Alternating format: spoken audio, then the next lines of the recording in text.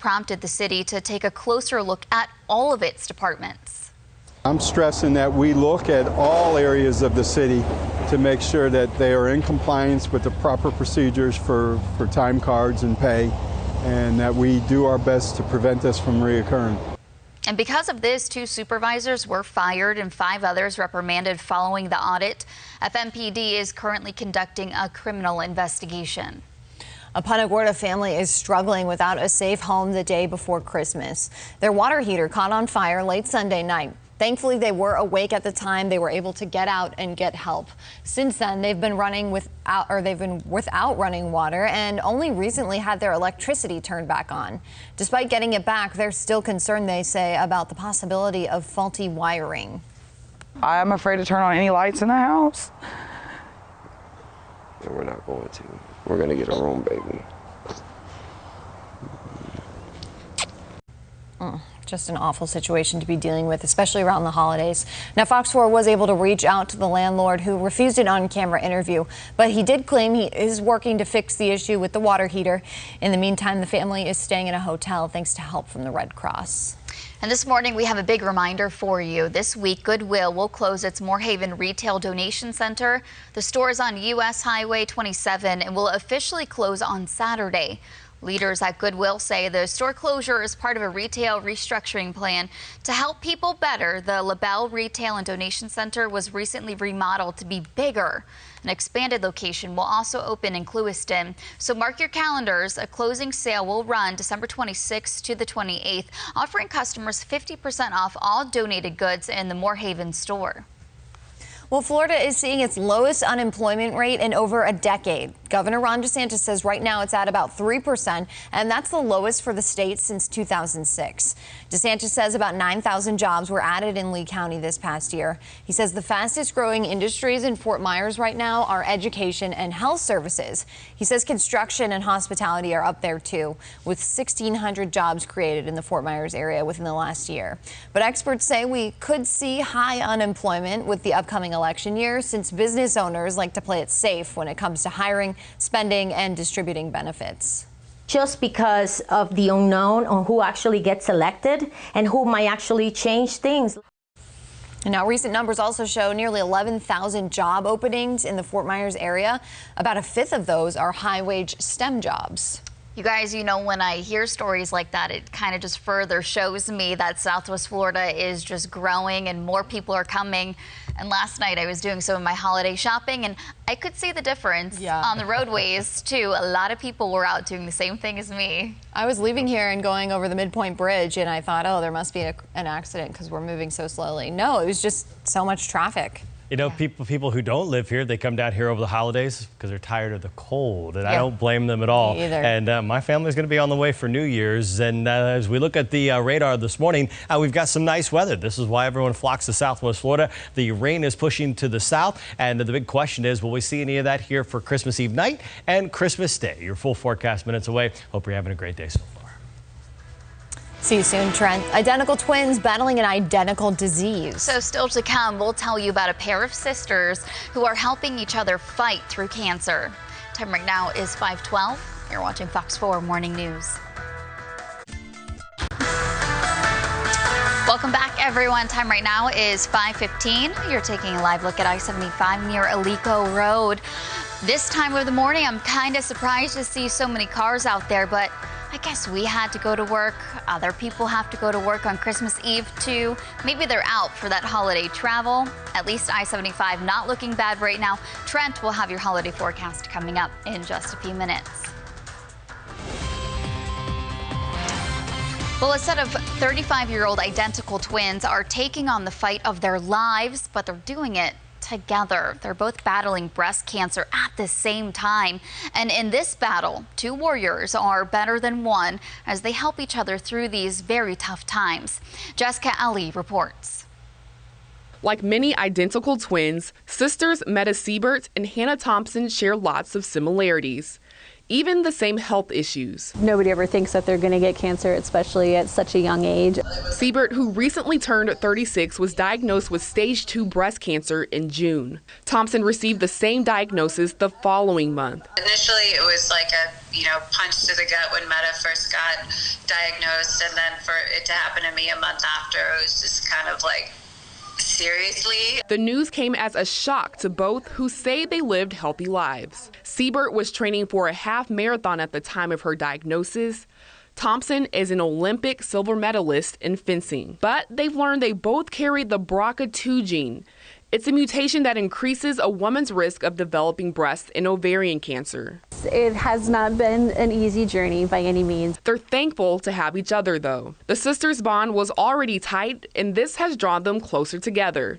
It's really amazing to have someone to go through this, especially the person you're closest to in the world. Right now, Siebert is recovering from a double mastectomy in which both breasts are removed. Thompson will have the same surgery next month. Especially since Meta's gone first with basically everything, it's been really nice to have someone to talk to and ask a million questions about, who knows the answers. The twins say they hope folks learn from their story. Be sure to get tested and be sure to do those monthly breast exams, because it can really save your life. It did mine.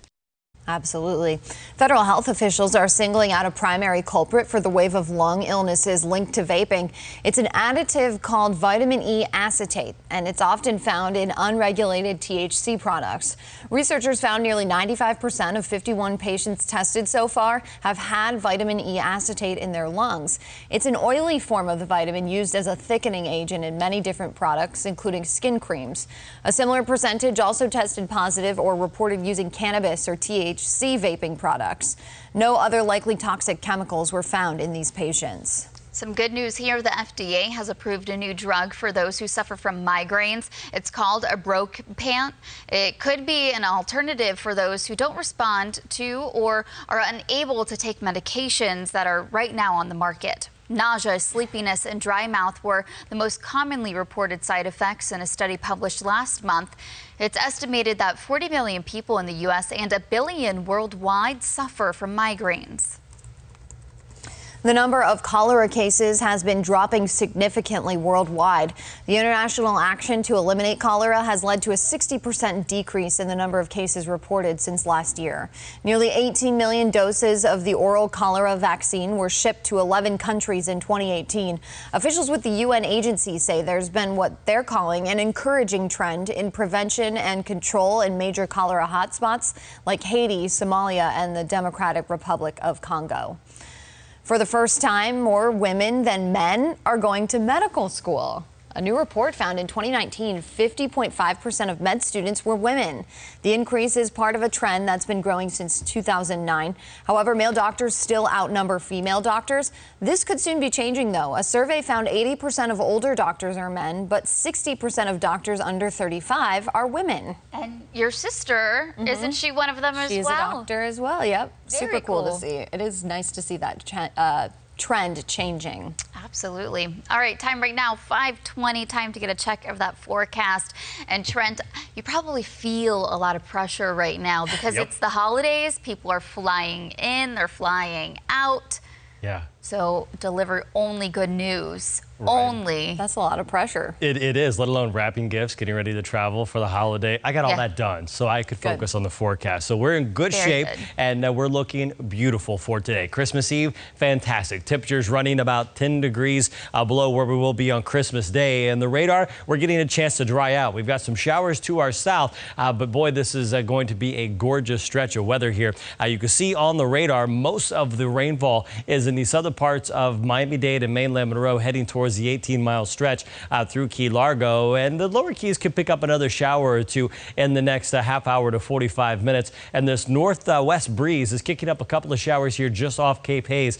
Teeny tiny little showers. And later on today, we will see a good mix of sun and clouds with temperatures near 70. Right now, we're sitting at 60 degrees at Fort Myers. We've got mid to low 50s as you head towards Lake Okeechobee. And as you get towards the coastline, we're a little warmer. Naples checking in at 65, but almost everyone is 10 to 15 degrees cooler than where we were this time yesterday, as that low pressure area is finally beginning to move away from the state and giving everyone a chance to dry out. You can see the wind speed right now out of the northeast, right around 10 miles per hour in Punta Gorda and Port Charlotte. Calm from Immokalee through Fort Myers. And as we look at your 24-hour forecast, that high is 70 this afternoon around 2 o'clock with sunny skies. And we'll hold here in the low 60s for majority of the evening. We should bottom out around 60.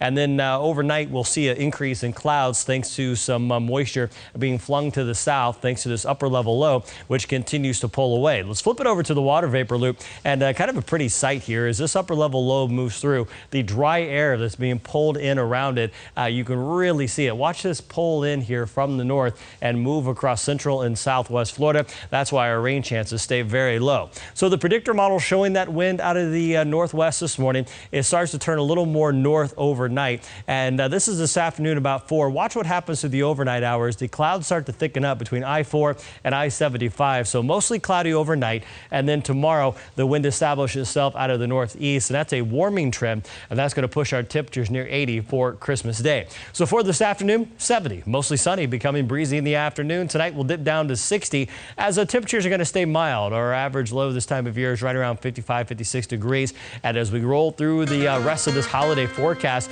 for Christmas Day, we'll be up around 80. Temperatures above average, our average high 76, and we'll stay in the low 80s right through the upcoming weekend.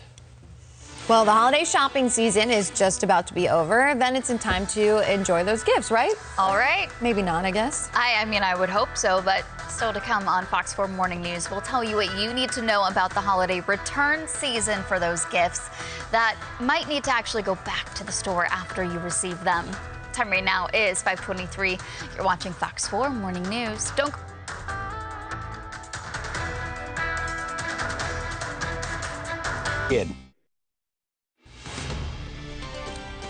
5:26 is the time right now. Holiday shopping season is about to turn into holiday return season, and this year even the most generous stores have begun tightening their return policies. All right, well, consumer reporter John Matarese shows us some of the best and also the worst retailers for returns, so you don't waste your money. The weeks of shopping are over. Now it's time to enjoy those holiday gifts. But what if you don't want one or two? Well, then you need to know which stores you'll need to rush to bring them back. Stores used to give us months, even a year, to return holiday gifts. Not anymore. ConsumerWorld.org says for the 2019 holiday season, a number of major stores have tightened the screws. Among them, Best Buy. January 14th is the return deadline for most holiday purchases. Walmart, TVs must be returned within 30 days, not 90 anymore. The Apple Store, just 14 days. Target, 30 days for electronics, 15 days for Apple items. And Macy's, 90 days instead of 6 months. And from the Doesn't That Stink file, the disappearing lifetime return policy. LL Bean used to replace boots and backpacks forever, but that changed last year, which could have you saying, "Doesn't that stink?" If your boots split after a few years. Even Nordstrom, which used to take anything back without a receipt, is now limiting returns to prevent customers from borrowing dresses and then returning them. Sure, no need to rush out the first couple of days after Christmas when return lines are longest, but don't wait much longer than January 8th. Just be safe so you don't waste your money. I'm John Matarese, Fox 4 in your corner. All right, John, thank you. Well, good news here. Anyone who is making minimum wage gets a raise in the new year. Coming up, we will tell you about what updates Florida is making to your pay. Stay with us. 5:28 is the time right now, and you are watching Fox 4 Morning News.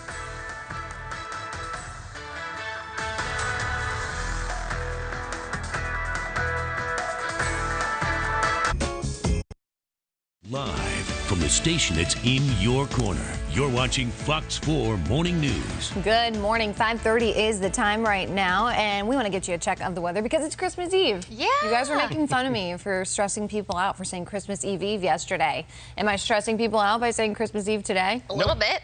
Stressed? I'm not stressed. I'm done. Santa has... Really? Yep. I'm done too. I'm not. I got home last night. I did all the Christmas shopping. I looked at David and he had one person to shop for. One person. And I said, "Did you buy that person a gift?" "Oh, no, I forgot." So that's what you have to do today? So if he doesn't wake up at 8 o'clock like he's supposed to, guess what I'm doing after the show? Shopping.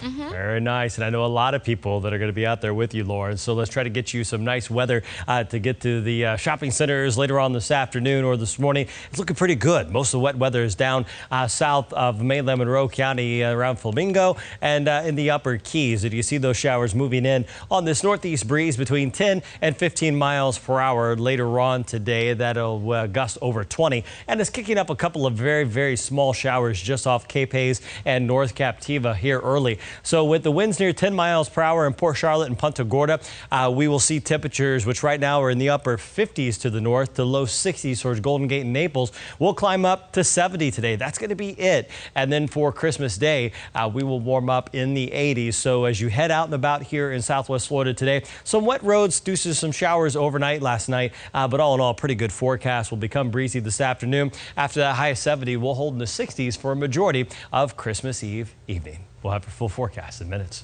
All right, Trent, we will see you soon. So Christmas is almost here, and it's the last day to travel if you're hoping to get where you're headed in time for Christmas dinner. I'm sure it's pretty busy out there. Yeah. Our Jessica Alpern is live from RSW this morning with a look at the situation at the airport. So, Jessica, how's it going? Well, you can see right here behind me, we are hanging out in front of the Flight Information Center. You can see travelers are out here checking to make sure that their flights are running on time this morning. I can tell you we are not seeing anything in the way of delays just yet. And so far, travelers we're speaking with are describing a pretty smooth check-in process as well, which is good news because a record 115 million Americans are expected to travel 50 miles or more by January 1st. I want to let you listen to one passenger who says he is on his way to Detroit to spend some time with his family for the holidays. Just heading back home to spend some time with the family. So far it's on time. It looks like the security is pretty thin too, so looking good. So as you just heard that man say, it does look as though security is running smoothly as well. We do know that passengers are asked to be at their security checkpoint at least 2 hours before their departure times. And Port Authority will actually have additional security checkpoint lanes at each concourse to help keep things moving as smoothly as you can see they are doing just about right now here in this live look. Of course, we will stay here at RSW working to track any delays for you. We're live in Fort Myers. Jessica Alpern, Fox 4 in your corner.